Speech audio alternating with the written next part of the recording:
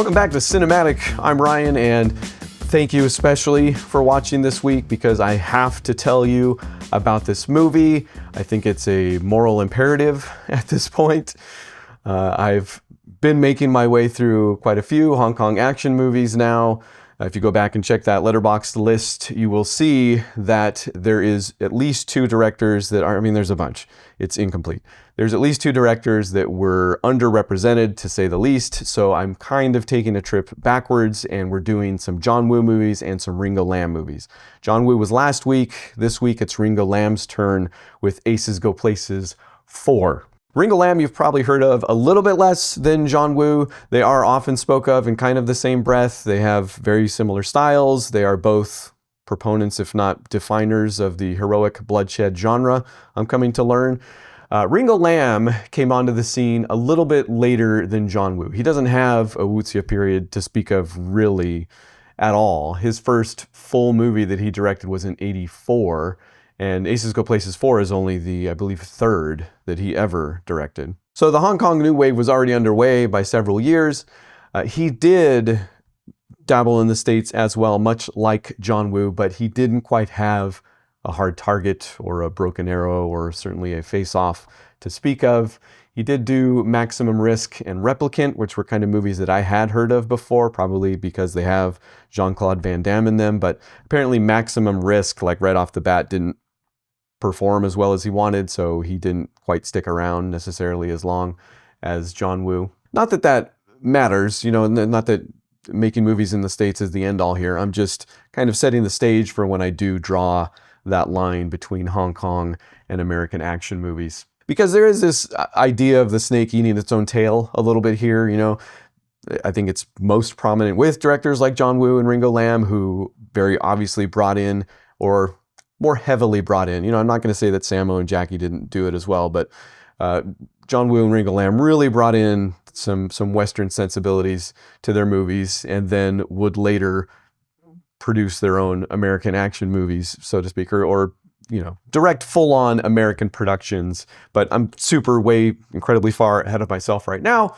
Aces Go Places 4, like I said, is just the third movie that Ringo Lam has directed, and he apparently did so at the request or as a favor to Carl Maka, who is also in the movie. He plays Baldy, but very much a behind the scenes. He acted in plenty of movies, but also produced a whole bunch, it seems like, and produced a whole lot of Ringo Lam movies too, it seems like. But I guess he had helped Ringo Lam early on in his career, so when he asked that he direct Aces Go Places 4, he was like, yeah, of course.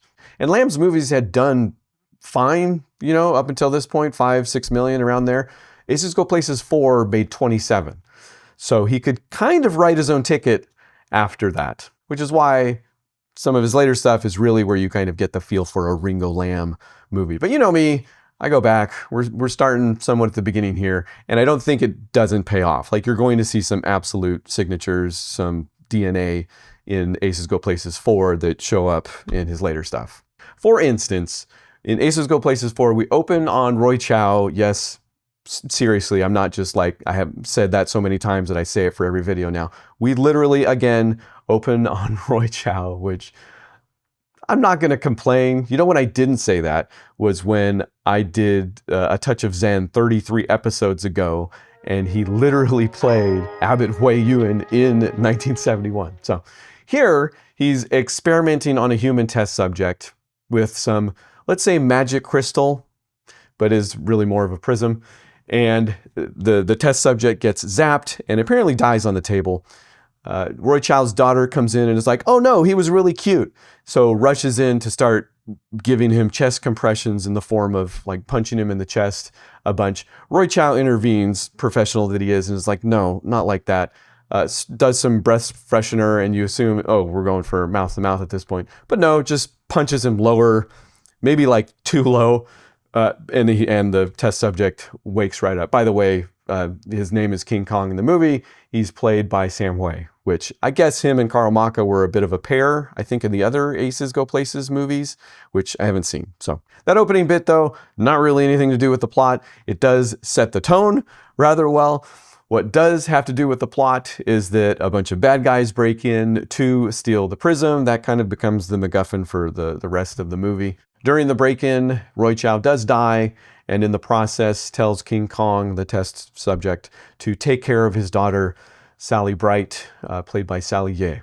And the rest of the movie is also them basically running from the bad guys. So that's your premise. There's your setup. For the most part, again, it is punctuated by bits and gags and comedy here and there. So it's never kind of life or death necessarily, even though it absolutely is. But what I'm trying to get to that I think is emblematic of Ringo Lam and his movies is that in The Escape, King Kong finds a speedboat and the bad guys find a helicopter or already have one.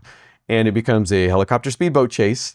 And just the way it is shot, like the shots that he gets, both on the boat, on the helicopter, in the air, in another helicopter, and how he puts them together, I kind of feel like I'm watching a Justin Lin movie at one point. Justin Lin made all the best Fast and Furious movies, if you're wondering. So high praise for this particular sequence. I think it just shows that it's not only what Ringo Lam cares about, it's probably what he's pretty darn good at. So excited to see where this goes. In fact, later on, I'll just skip to it. Later on in the movie, this turns into like cars jumping actual city features somehow, which I don't even know how they got the permits, let alone did the thing. Like it appears to be jumping off of like 10-story parking structures onto other 10-story parking structures in downtown New Zealand. I think this might have been shot on location in New Zealand for a couple reasons. Not positive, but they're downtown in some sort of cityscape doing these stunts with the cars. And I'll go one more. There are a few sequences that almost look like kung fu fights, because at this point I don't know how Ringo Lam is in a kung fu fight at all. But some of these sequences look like kung fu fights kind of in the macro, like if you pull back and do it with cars, you know? So I don't know if I'm crazy. I don't know if it's a true one-to-one there, but it feels like it. Watching it, it feels like it. And it certainly feels like a strength of Ringo Lam's right out the gate. So they escape, and King Kong seeks out Baldy, who I mentioned, Karamaka is in this movie, is his buddy. Turns out they're both Hong Kong Royal Police, and they meet up during a hockey match that they're having with Interpol. And fun, hijinks ensue, like I mentioned, but something I almost missed is that the Hong Kong team is headed up by Quan Ta-King, who we've talked about. He played Wong Fei-hung more than anybody else in the entire world. He's a little bit older at this point. In fact, we may not have been seeing him lately because he had retired, but since I'm going back, this is still like, I think the fourth to last movie he ever did. He passed in 96, I believe, but he's in this. And why that makes extra sense as a cameo, it's pretty short, is that on the Interpol team, that is headed up by Shek King, who played Han in Enter the Dragon, the bad guy in Enter the Dragon you might recognize him from. But, and I didn't know this, also played the villain. He seems like kind of the Fung Ha Khan of his time, which is quite the sentence. I'm proud of myself for even saying that. In that he got typecast as the villain often. So when he was getting typecast as the villain in a lot of these black and whites, he was playing opposite Quan Ta-King. So it was a fun little bit, and they really play it up, certainly towards the end. It's the final frame of the movie even. Super cool, fun little cameo. But the bad guys catch up to them at the hockey match. They have a bathroom brawl, and I think brawl might be the right term. This is the first kind of kung fu fight that we get in the movie. So this is where I find out, what Ringo Lam's really doing. And so when I was doing the episode for No Retreat, No Surrender, I listened to the commentary by Keith Strandberg, I think is his name, yes, who was one of the writers. And he talked about how in trying to do a Hong Kong action movie in the States, like that's the thing with that movie, it's why it seems a little foreign to a lot of people. They were shooting an American movie in the style of Hong Kong action. So one of the things he talks about is that he draws a distinction between American action movies, which were kind of more about brawling, barroom brawls is how he put it, and as opposed to, martial arts choreography type thing. And there are certainly, and we're many years down the line here, there are certainly movies that have actually been able to blend the two. Go check out some of Scott Adkins' stuff, absolutely. But here, I don't know if it's so much a blending rather than they are very much headed after the American style. I mean, I guess it's a blending by necessity, and it certainly is. They're chasing a little bit of the Jackie Chan style action comedy, I think, with this. There's lots of, hurting yourself when you hit something, or grimacing or crying and stuff like that. So in that, it's a certain blending, but it's more on the side of a brawl than like an intricately choreographed martial arts set piece. And there are diegetic reasons, within the movie. The bad guys are bruisers for the most part. In fact, can I not? Okay. Ono Boli. I could do an entire series. I could keep talking about just the kind of absolute jobbers that they get to, and I mean that in the best possible way, to fill some of these bad guy roles. And in this case, they got a Kiwi wrestler by the name of Ono Boli. My apologies to Peter McCauley, who is the other guy who plays Digger. Ono plays Hornsby, Digger and Hornsby.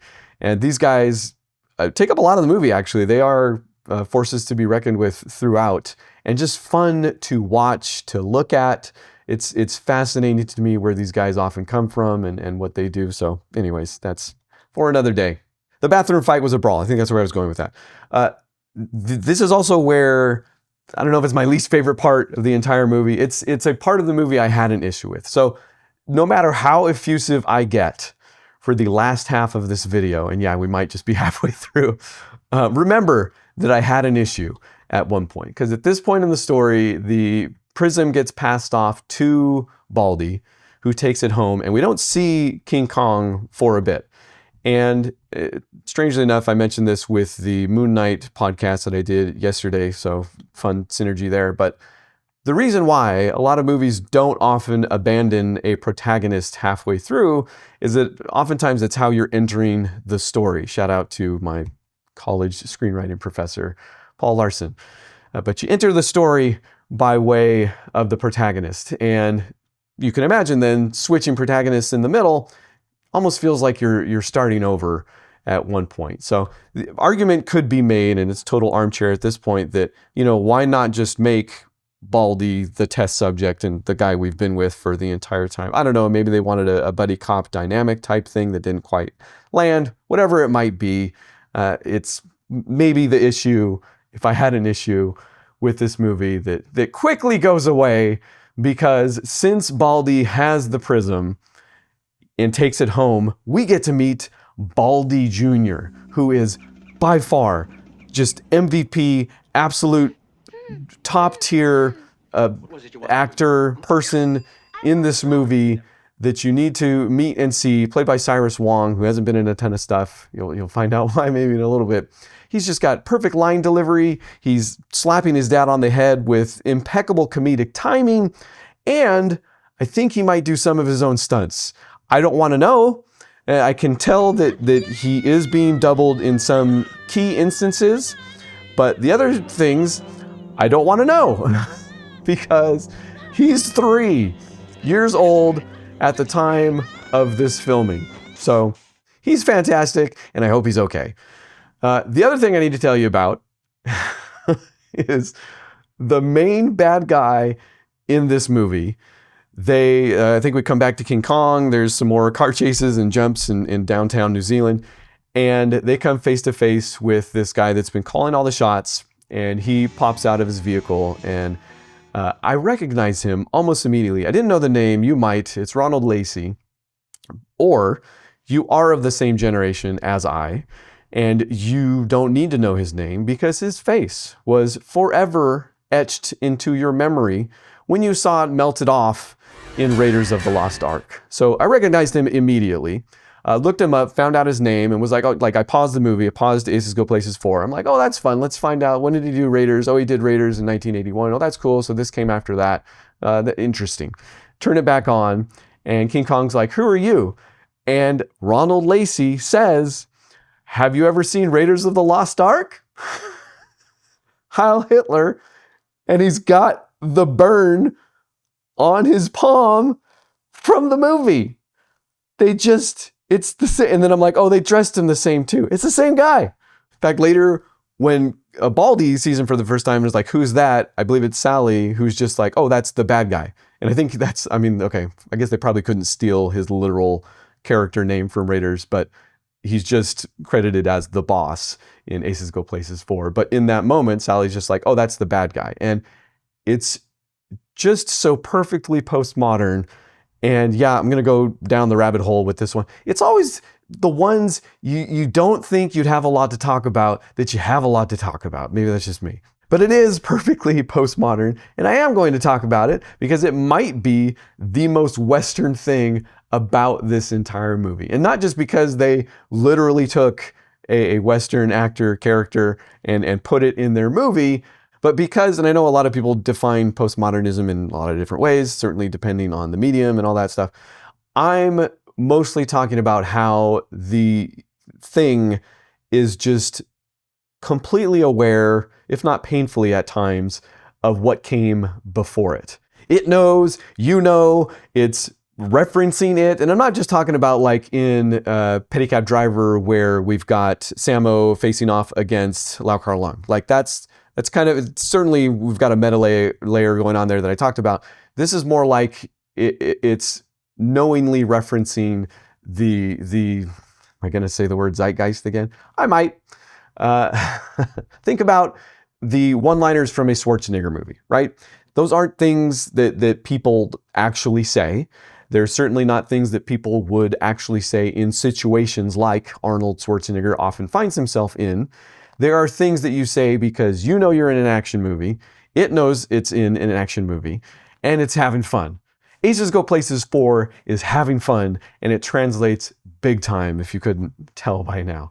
And in that way, we are talking about, this is where we are talking about a new category or subgenre of Hong Kong action. Certainly for me, certainly for this series that I've been doing, heavily Western or more heavily Western influenced, to the point that like Aces Go Places 4 is not really a fists and feet film, if I could take a term from Mitch. Mitch in the comments, can I use that? Like if I were to grab somebody off the street here in the States and be like, what's an action movie? They would talk to me about car chases and explosions and guns. They might actually have a gun on them. Aces Go Places 4 is definitely more on that side of the spectrum is what I'm saying. And I'm not going to say that there's no choreography to it because of that. Again, like I talked with the car chases, and some of the action sequences for sure have the film grammar necessary. Again, Ringo Lam, this is still very early on in his career. I'm super excited to see what he does do in the future. I'm just saying I don't think this movie is any less for it. I guess that's also a common criticism of postmodern things, is that they often trade in flash rather than substance, you know? Yeah, maybe. It's great. Aces Go Places, movie go places. And if you're still around after that, thank you. And come back next week when I quite possibly talk about John Woo's A Better Tomorrow from 1986. So this is where John Woo went full on John Woo. This is pre-Hard-Boiled. Hard-Boiled, I feel like, is the one that is great and everybody talks about. If I rewatch that this time around, it'll be showing it to my family again, something like that. It's been a while since I've seen it though. But A Better Tomorrow is kind of where that all began. So hopefully it's good. Haven't vetted it yet. I'm sure it's great. Supposedly very great. But that's where we're headed again, in the direction of John Woo. And then Ringo Lam will get his stab at, quite possibly with Prison on Fire. I know City on Fire, I think, is the one that people really talk about. But either way, get ready for some Chow Yun Fat, it seems like. If you're into any of that, please, please, please like and subscribe is helpful. Almost as helpful as going to patreon.com/Ryan_runs_ and signing up for a monthly $2 a month. Ain't that much. Might be $24 a year when you really get down to it, and helps an awful lot. I'm not looking, like, there are higher tiers out there. I'm not looking to get rich either off those tiers or the smaller tiers. But if you want to sign up at the lowest tier, you're going to be featured in these upcoming credits just as prominently, let's say. But I appreciate it all the same, appreciate you all the same for even just watching. So, see you next week.